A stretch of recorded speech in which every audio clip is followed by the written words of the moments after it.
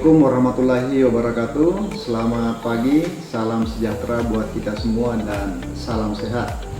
Perkenalkan, saya Risman Jaya, salah satu dosen di Politeknik Pariwisata Makassar, jurusan Hospitality, program studi pengelolaan perhotelan.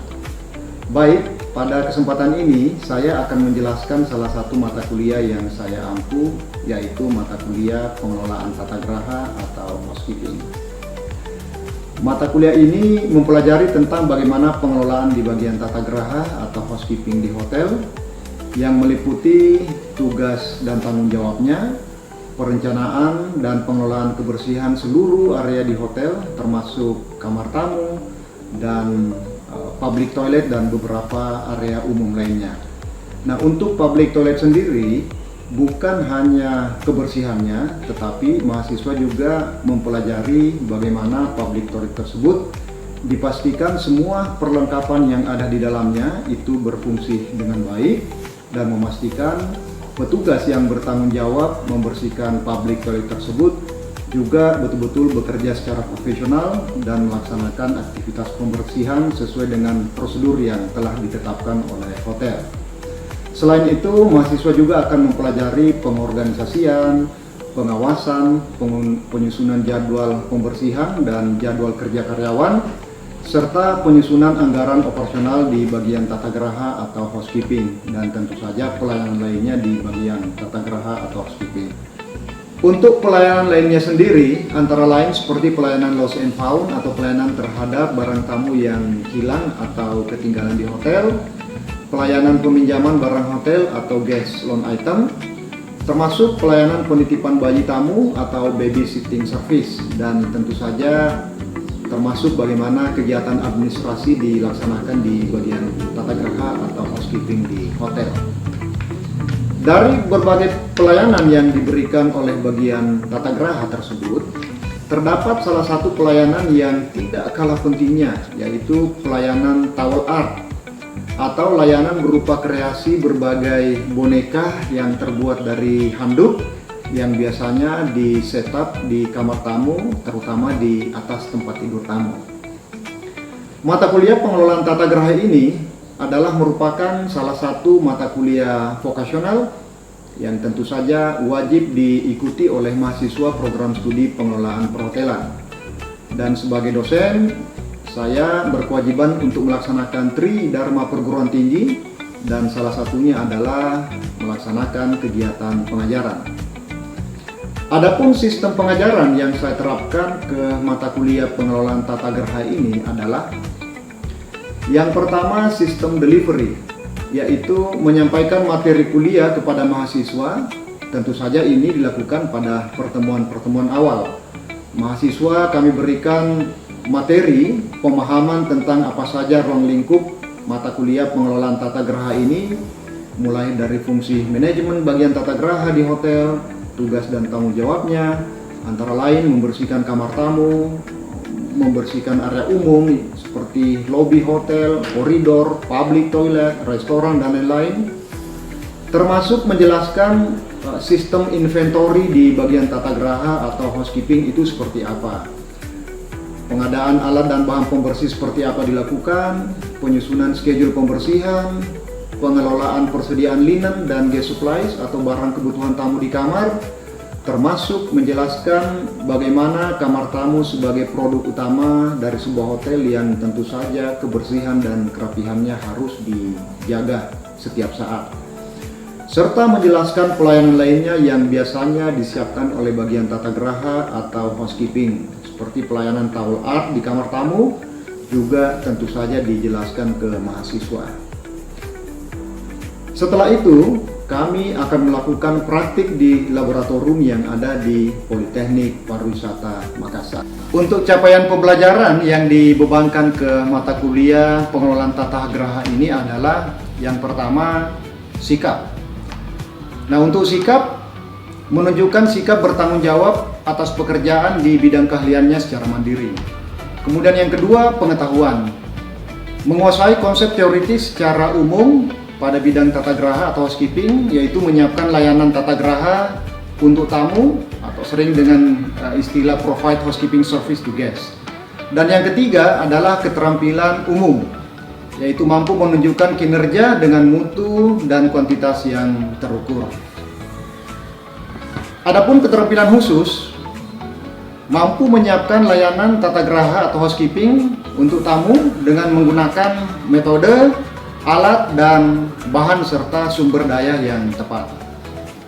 Untuk capaian pembelajaran mata kuliah adalah yang pertama, mahasiswa memiliki kemampuan menyiapkan layanan housekeeping berupa peminjaman barang hotel atau guest loan item. Yang kedua adalah mahasiswa memiliki kemampuan menyiapkan pelayanan barang tamu yang hilang atau ketinggalan di hotel atau sering kita kenal dengan istilah lost and found. Yang ketiga adalah mahasiswa memiliki kemampuan menyiapkan layanan berupa men-setup atau mengatur towel art di kamar tamu.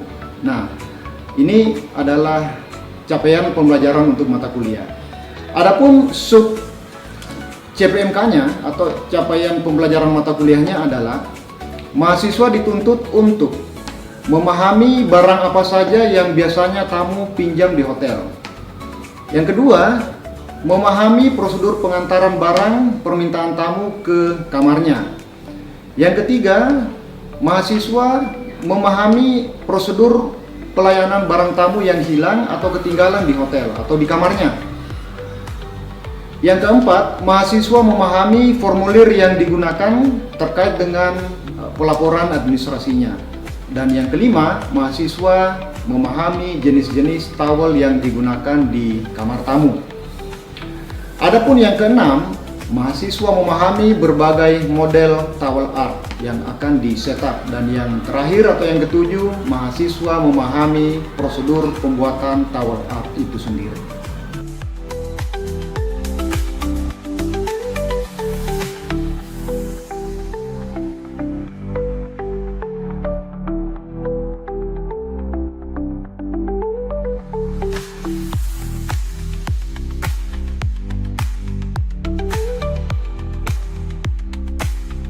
Untuk materi pembelajaran, Politeknik Pariwisata Makassar saat ini menggunakan materi dan kurikulum berbasis ASEAN MRTP atau Mutual Recognition Agreement Tourism Professional, yaitu suatu kerangka kualifikasi bidang perhotelan yang digunakan secara bersama oleh negara-negara anggota ASEAN. Untuk mata kuliah pengelolaan tata geraha ini sendiri juga sudah menggunakan dan menerapkan materi ASEAN MRTP tersebut, antara lain berupa unit kompetensi, provide housekeeping services to guests, kemudian yang kedua provide room for incoming guests, yang ketiga provide lost and found, dan yang keempat adalah clean and premise equipment. Adapun referensi dan pustaka yang digunakan adalah mengacu pada modul materi uji kompetensi yang berbasis ASEAN MRTP serta beberapa materi yang tentu saja berasal dari pakar industri perhotelan khususnya di bidang housekeeping.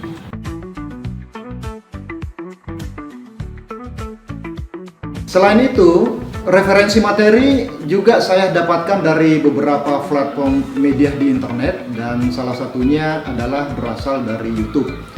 Tujuannya adalah tidak lain agar pengetahuan dan pemahaman mahasiswa dapat lebih diperkaya. Dan tujuan lainnya adalah agar mahasiswa lebih tertarik dengan materi yang diajarkan dengan memanfaatkan kecanggihan teknologi informasi yang ada. Aspek selanjutnya adalah kegiatan praktikum. Pada kegiatan pembelajaran praktikum ini, setiap dosen akan memberikan penjelasan materi praktik secara rinci dan jelas tentu saja. Hal ini agar setiap mahasiswa betul-betul dapat mengerti dan memahami materi pembelajaran praktik yang diberikan saat itu. Nah, dosen akan memperhatikan serta menunjukkan bagaimana cara dilakukan. Kemudian selanjutnya akan diikuti oleh setiap mahasiswa. Nah, pada saat kegiatan praktik ini berlangsung, dosen tetap memastikan bahwa setiap mahasiswa betul-betul mengerti dan memahami serta mampu mempraktikkannya kembali dengan baik dan benar sesuai dengan prosedur yang diajarkan. Namun, jika masih ada mahasiswa yang belum mampu melakukannya dengan baik, maka dosen akan kembali mempraktikannya kembali, menunjukkan caranya kembali, dan memberikan pendampingan secara teliti sampai betul-betul setiap mahasiswa mengerti dan mampu melaksanakan serta mempraktikannya dengan baik. Untuk sistem penilaian mahasiswa, kami menggunakan 4 aspek penilaian yang meliputi nilai harian, nilai tugas, nilai ujian tengah semester, dan yang terakhir adalah nilai ujian akhir semester.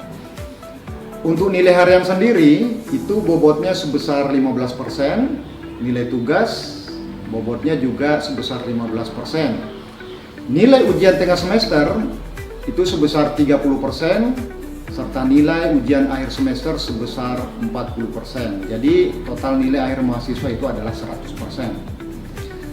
Nah, untuk nilai harian, yang pertama adalah berasal dari sikap dan perilaku mahasiswa. Yang kedua, tentu saja partisipasi dan keaktifan mahasiswa di kelas, kehadiran, dan tentu saja kedisiplinannya selama mengikuti perkuliahan. Untuk nilai tugas, berasal dari tugas-tugas mata kuliah yang diberikan, baik itu tugas individu maupun tugas kelompok. Dan untuk pemberian tugas sendiri, Politeknik Pariwisata Makassar itu sudah menggunakan platform LMS atau Learning Management System, yaitu kita menggunakan Cevima Edlink. Adapun nilai tengah semester berasal dari hasil ujian tengah semester mahasiswa, baik itu ujian tengah semester teori maupun praktik. Dan nilai ujian akhir semester berasal dari ujian akhir semester teori dan juga nilai praktek tentu saja. Mengenai pengabsenan terkait kehadiran mahasiswa sendiri, dilakukan secara online melalui platform aplikasi Edlink yang sudah terkoneksi dengan Siakat. Demikianlah model dan sistem perkuliahan dilaksanakan di Politeknik Pariwisata Makassar, di mana aspek pengetahuan, keterampilan, serta sikap dan perilaku mahasiswa adalah hal utama yang wajib dimiliki untuk melengkapi kompetensinya, yang tentu saja diharapkan dapat berkontribusi di tengah-tengah masyarakat, serta diharapkan dapat bersaing di dunia kerja nanti pada saat mereka selesai kuliah. Selanjutnya, saya akan menampilkan video kegiatan perkuliahan praktik dari mata kuliah pengelolaan tata geraha. Selamat menyaksikan. Ya, berikutnya saya akan tunjukkan ke kalian bagaimana tempat tidur ini kita making bed ceritanya ya. Oke, pertama-tama sheet ini kita akan tebar menutupi matras. Nah, terlebih dahulu Anda harus buka salah satu sisinya, kurang lebih seperti ini. Kemudian kita balik.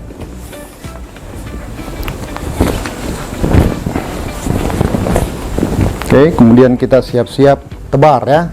Cara nebarnya kurang lebih seperti ini.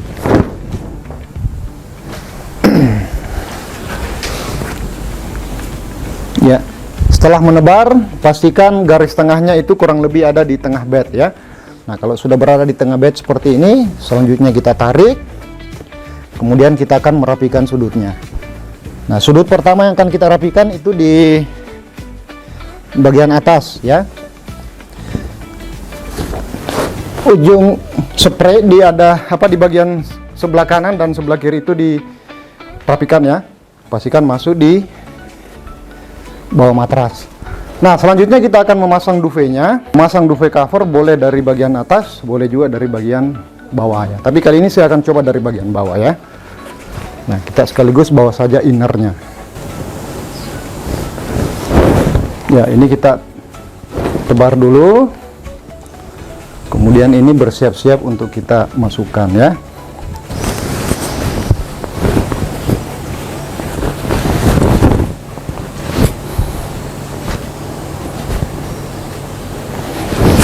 Nah, pada saat Anda memasukkan, pastikan ujung daripada blanketnya atau inner duvetnya itu betul-betul nyampe di dalam sini ya, ujungnya. Ini bisa kita lempar ke depan dulu. Nah, selanjutnya ini akan masuk di sebelah sini.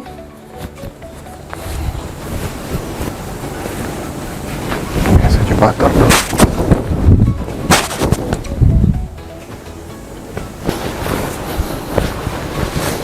Ya, pastikan ini rapi ya.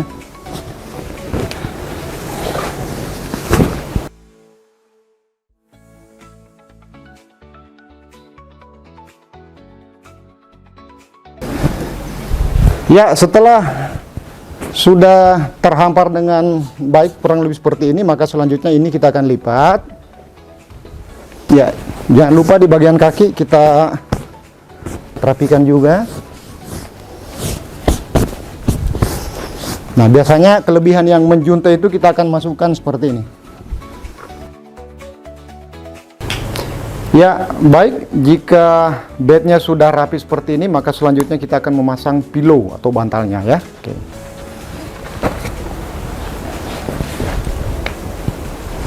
Ya, sekarang saya akan menunjukkan bagaimana caranya kita memasang pillowcase ini ya. Oke, nah caranya ini biasanya kita pegang seperti ini ya. Ini kita seperti ini supaya gampang masuknya.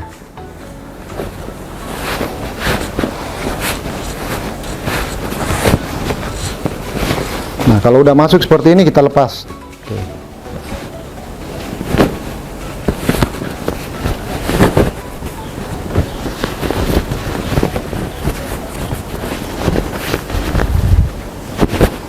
Ya, kalau sudah terpasang,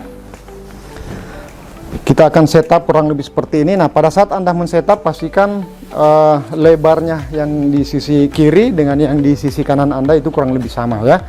Dan ingat, lubangnya ini dia tidak menghadap seperti ini, tetapi dia kita saling pertemukan kurang lebih seperti ini. Bisa ya? Nah, kalau sudah selesai, selanjutnya kita akan men-setup towel artnya itu biasanya di tengah-tengah seperti, dan saya akan segera tunjukkan ke kalian. Segera seperti itu ya. Oke. Ya, berikutnya kita akan memasang salah satu kelengkapan dari bed. Ini kita sebut dengan bed runner ya. Ini biasanya kita akan hamparkan kurang lebih seperti ini. Oke. Ini kita akan taruh di bagian bawah ya, bagian kaki. Ini kita hamparkan. Ya, pastikan kurang lebih seimbang ya. Ya, jangan sampai terlalu panjang di sini kependekan, itu nggak bagus ya. Nah, ini sudah selesai dan selanjutnya kita akan men-setup towel artnya. Nah, adik-adik sekalian, pada kesempatan ini saya akan menunjukkan ke kalian bagaimana tekniknya atau caranya men-setup sebuah model towel art, yaitu swan ya. Ada yang tahu swan? Angsa ya. Oke, kita akan membuat sepasang angsa ya. Caranya seperti ini. Nah, bahan yang kita butuhkan itu adalah bath towel. Ada yang tahu bath towel? Handuk mandi. Nah, handuk mandi itu biasanya kita gunakan ya. Dan caranya seperti ini, kita buat seperti ini dulu. Oke, kita cari tengahnya ya, kita lipat. Kalau udah ketemu, selanjutnya kita akan gulung seperti ini ya. Nah, cara menggulungnya digulung kecil-kecil supaya dia agak ketat sebentar jadinya ya.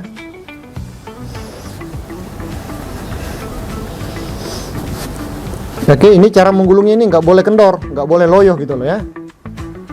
Ini harus kuat. Kenapa? Karena kalau dia agak ketat caranya digulung, gampang membentuk dan memodel lehernya sebentar ya. Oke, ini kita tahan dulu pakai lutut seperti ini, kemudian kita gulung lagi sisi yang satu. Oke, diperhatikan baik-baik karena sebentar saya akan minta kalian untuk mencoba satu-satu ya. Bisa ya? Oke.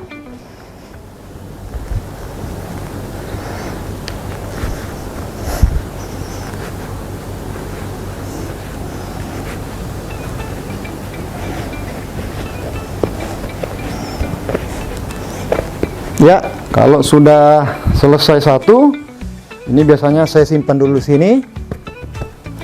Ya, kita ambil lagi. Kita akan buat satu lagi.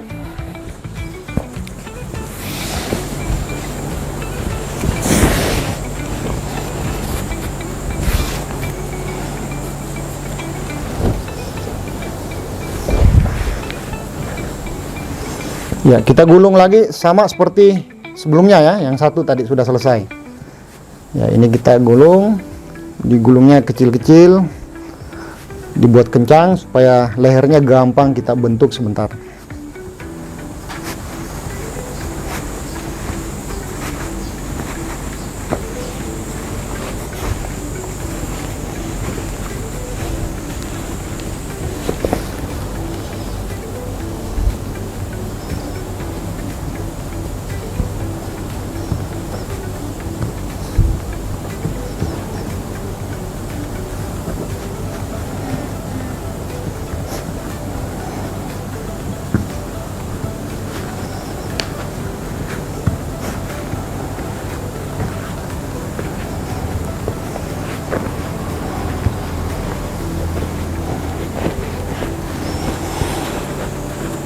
Ya, sekarang sudah jadi.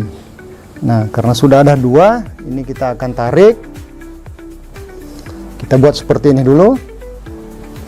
Dan kita akan segera bentuk. Nah, caranya ini kita akan ambil seperti ini. Oke. Kemudian ini kita akan bentuk seperti ini.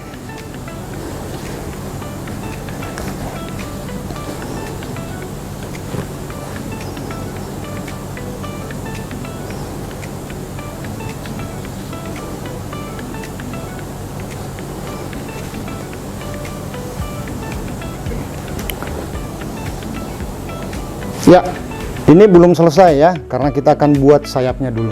Oke. Nah, sekarang kita akan membuat sayapnya.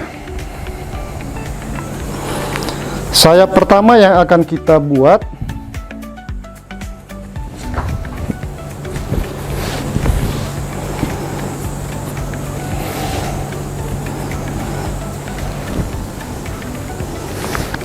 sama. Saya tetap akan menggulung seperti yang saya sudah lakukan sebelumnya.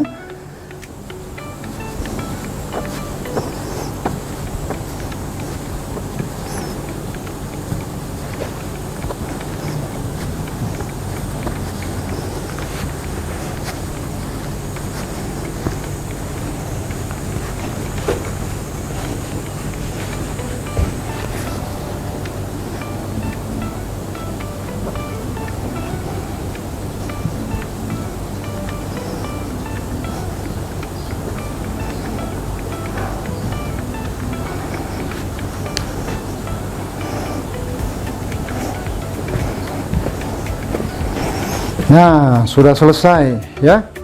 Nah, kalau sudah selesai seperti ini, selanjutnya kita akan tekuk seperti ini ya. Kita akan tekuk seperti ini. Ya, adik-adik sekalian, kalau sudah terbentuk seperti ini, maka selanjutnya kita akan tekuk seperti ini. Oke. Sorry. Iya. Kita akan buat seperti ini. Oke. Kemudian ini kita akan taruh di atas punggungnya ya, kurang lebih seperti ini. Jadi ini seolah-olah ekornya ya. Oke. Nah, sayap yang satu segera kita akan bentuk juga. Kalau sudah selesai, ini kita akan lipat seperti ini. Oke. Sip. Kemudian ini kita akan taruh di atas punggungnya. Kemudian kita akan buka seperti ini.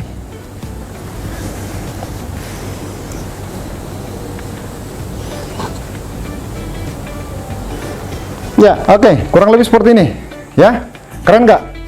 Ayo, tepuk tangan dong ya.